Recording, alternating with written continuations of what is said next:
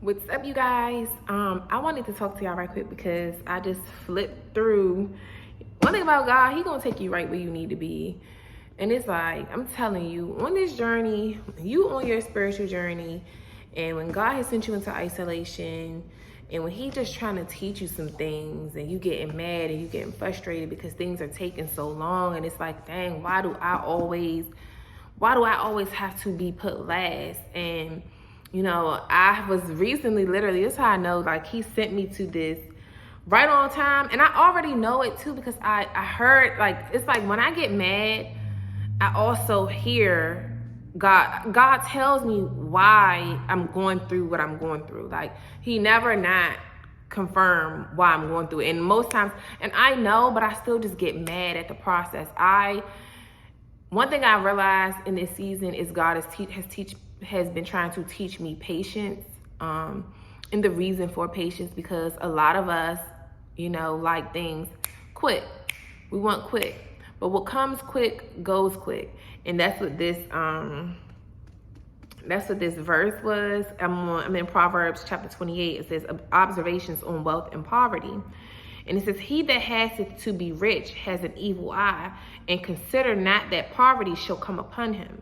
So he that hurries to be rich has an evil eye. You want get rich quick schemes. You want get rich quick schemes. You want everything to come fast. And if you was to get that money fast, and one thing I know about God, this is like me per se, and with a lot of His chosen ones, with people, period, when He blesses you, the blessings that He asks for you, the blessings that you ask for, and the blessings that He has for you, He wants you to have longevity. Wow, it's crazy. Earlier this morning, I was just doing a video about this. I just did a little shorts video talking about the same thing. So this is crazy how He brought me right back to confirm what I was talking about in that video. Because a lot of times we want quick fixes, we want things to come all quick, but what comes quick will go quick.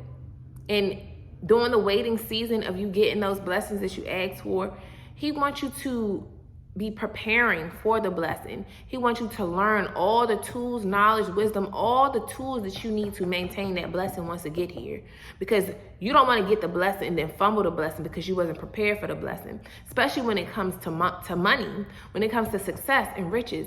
We all know that once you get to a certain level, you never want to fall back down. You never want to fall back down.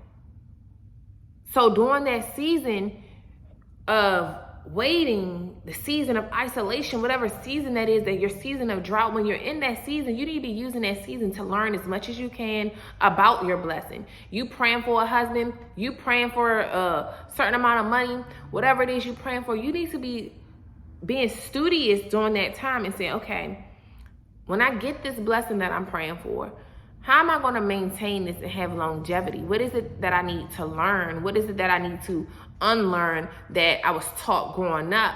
Especially with us when it comes to money, because this is what this really was talking about. But I've said this to y'all in many videos before, even when it comes to relationships, when it comes to whatever it is, when it comes to you wanting better health. Okay, if He free you from that illness that you suffering from, what are you doing in the meantime so that once He cure you of that, you know how to maintain it? You know how to maintain it so that you don't start eating those same things, that you don't go back to those same habits that cause that illness to come amongst you.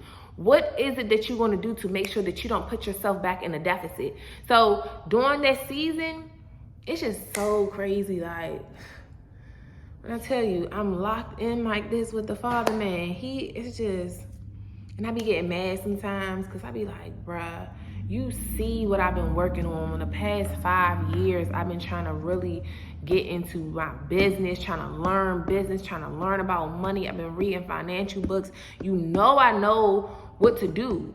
But I still have learned more through this season, because when He sends these blessings in, He wanted to have longevity. He is about longevity. He's not like the enemy. He want to, give you a little couple $100,000 or give you a meal just for nothing, for real. And then now you got to become a slave to that and doing things that defile you, that is not of God, just for you to keep that, to keep the riches, to keep the money. And he don't want you to get the money and get boastful. He don't want you to get the money and start splurging on things that hold no value, that have no real appreciation to it. He don't really want you to buy a bunch of liabilities and have no assets. So he needs you to learn everything you need to learn during that season. So when you get the money, you know what to do with it. So many people that have poor money management skills, he see what you, that's why he'll text you. He'll be like, all right, let me see what you do with this tax money.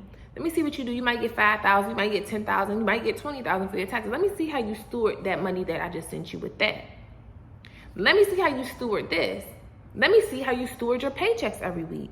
Let me see how you steward that. That's going to tell me what you going to really do when I send you in the big money. Are you going to go splurge it all because you want to pop your ish on Instagram and you want to act like you this and that and you want to be boastful and you want to condemn other people. You want to talk down on people, calling them broke, calling them this, calling them that. Are you going to do that? He wants to know. He knows your heart. So sometimes he got to prepare you for that. He got to humble you. He got to teach you how to move in silence, especially when you do come into a certain amount of money. He needs you to be able to move in silence so you don't become a lick, so you don't become a walking lick.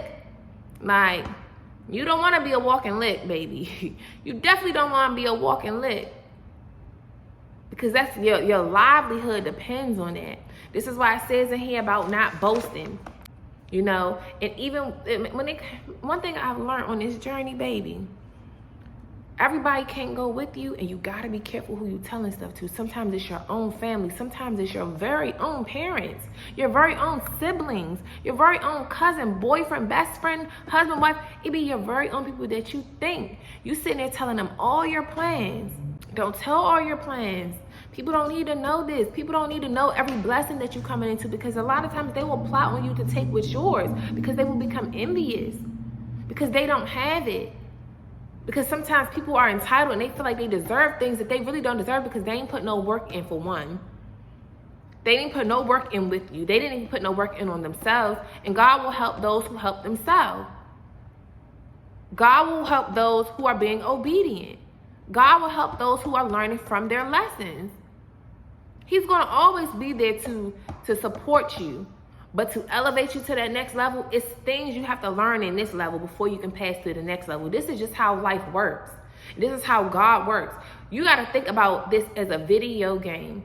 Even in Candy Crush, you cannot get off the first level of Candy Crush. You can't get off the first level of no game until you learn and defeat that first level. You got to learn everything, and you will keep starting that same level over and over again until you learn. And each time you lose that level, you learn something the next time, because you see what happened the last time, you learn something. So you're like, all right, this time I'm going to do this. This time I know how to dodge and weave. Like, you know how to maneuver so that you can get to that next level. So this is why God will take us through the slow cooker, like my girl Latoya say. God will take you through the slow cooker.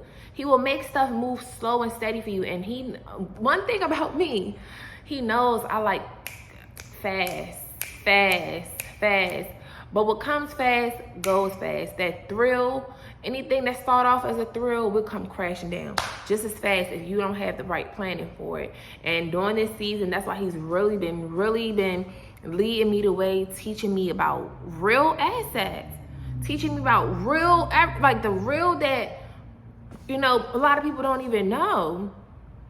Because you got a lot of people that make a bunch of money and they came into the money fast, and now it's just like, whoa, hold up, just a bunch of money just fell onto me. And it's like, hold up, what do I even do with this?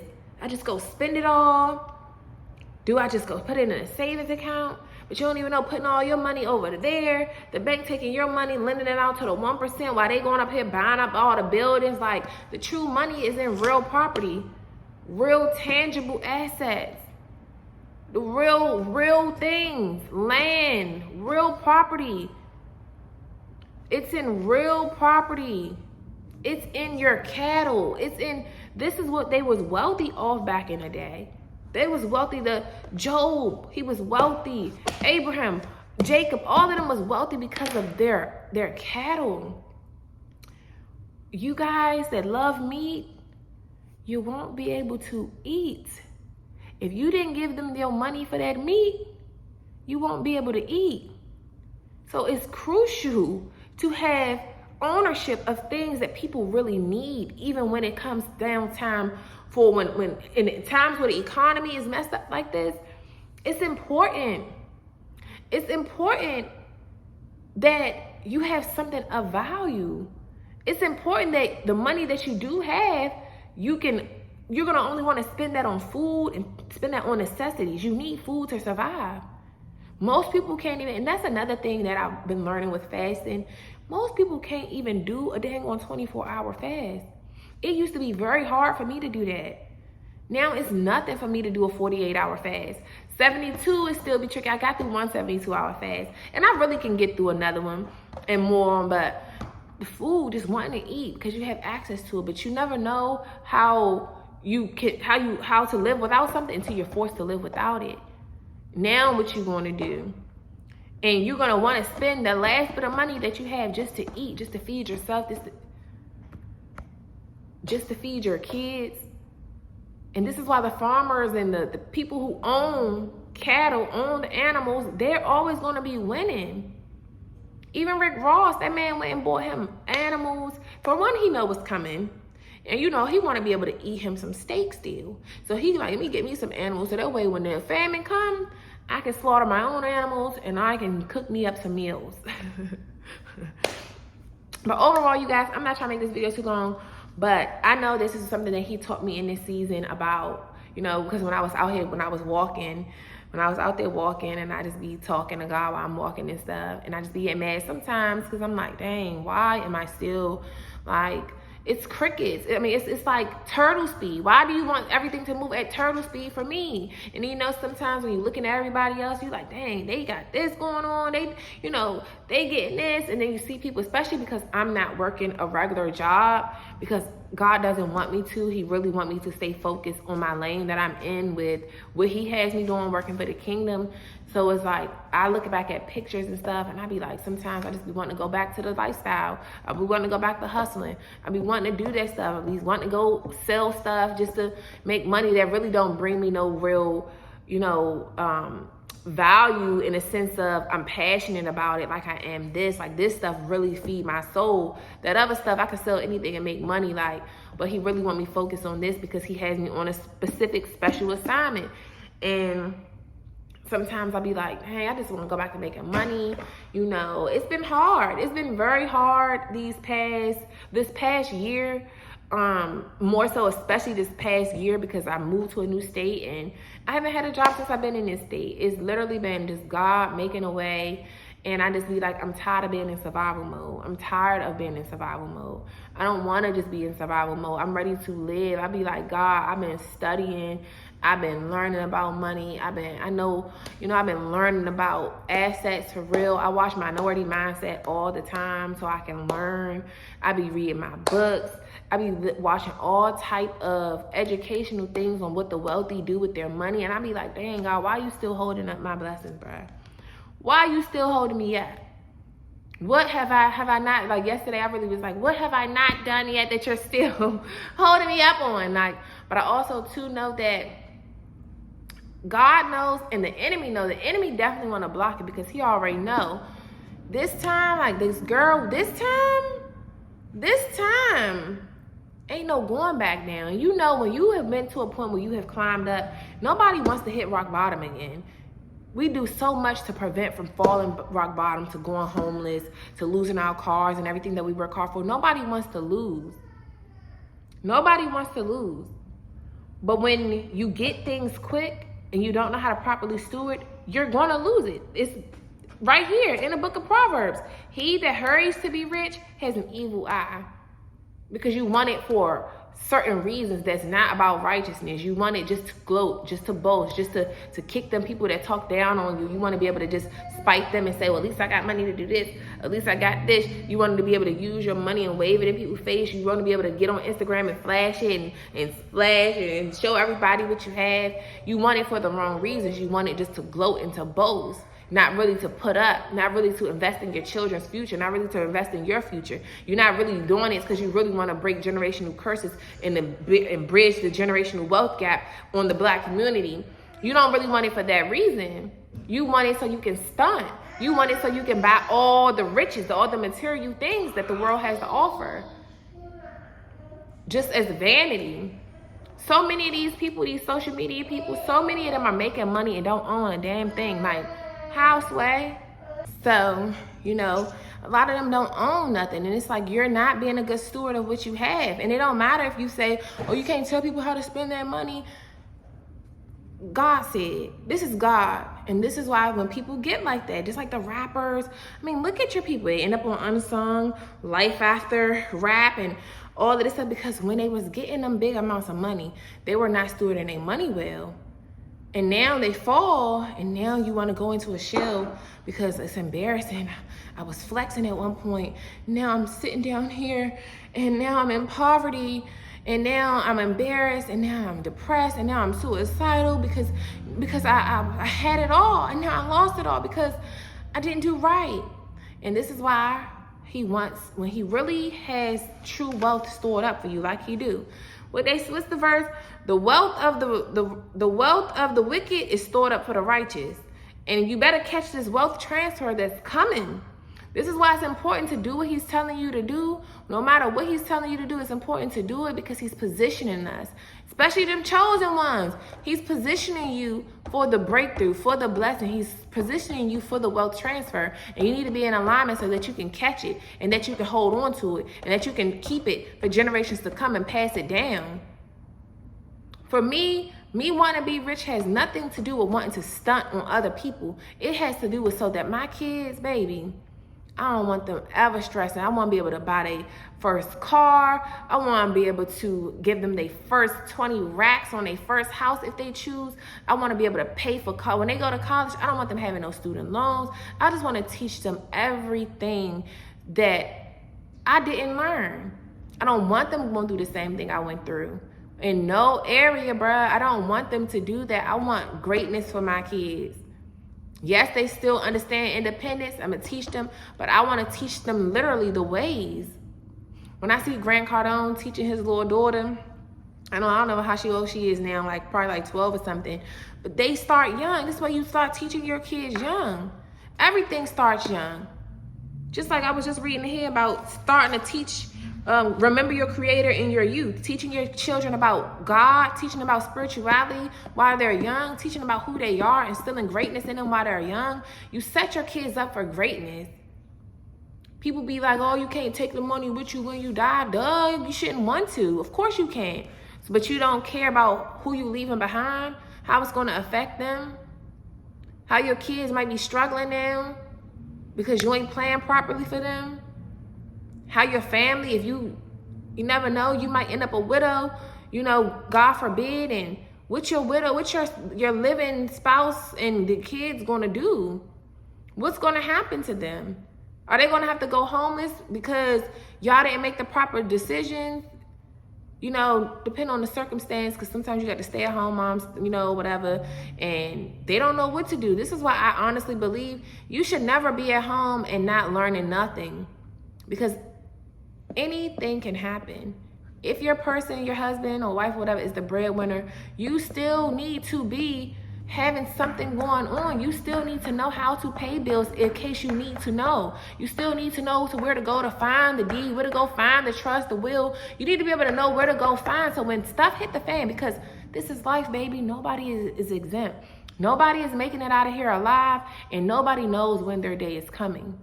Nobody knows. So with that being said, you need to live every day, of course, like it's your last. Have fun, but still be smart about the things you're doing. Because you don't know if it's your last. You don't know if you leave out the day, if you're going to ever make it back home. That's all you need to be. For one, be grateful when you make it back home every night safely. Be grateful that you have a home to wake up to, because everybody don't have that. And when you have stuff, you need to cherish it.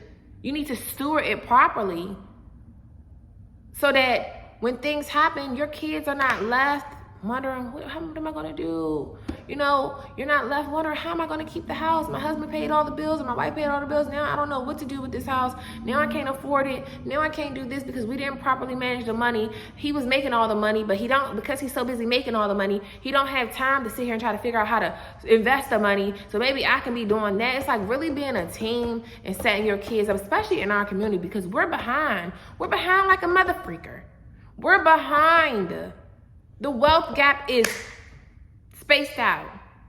And it's like we're worried about all the wrong things. We're not worried about trying to bridge this wealth gap and trying to create new legacies for our children. Teach them something different. Get them out of these degenerate minds. A lot of us have we're degenerates. You have a very impoverished mind. Even people, I just see it out here on this social media. I be like, all this money and you ain't doing nothing with it. You making the money and you sitting up here, you want to stunt on the internet on people who maybe ain't making that kind of money you making. But these people who making less money than you, they still have proper insurances set up. They got life insurance. They got other assets maybe that they working on. They have other stuff going too, but because you making all this money, you want to stunt on these folks. Meanwhile, you don't even have the right securities for your family. I ain't trying to really say no names. Because if you know, you know. If you know, you know who going around on here, you know. And I do like her, or whatever, but it's just sad to see that so many people be making money, but you still poor in the head. And then you got the nerve to be teaching a class to poor people as if you not still poor. The way you operate, the difference between a poor person, a rich person, and a wealthy person is big differences, baby. Big differences. The rich people make a lot of money and have no assets, have nothing to show for it. They just make a lot of money and go spend on a bunch of liabilities. Wealthy people, they spend on assets and let them assets pay for their liabilities. And they pass down generational wealth because they have actual assets, physical assets that they can pass down.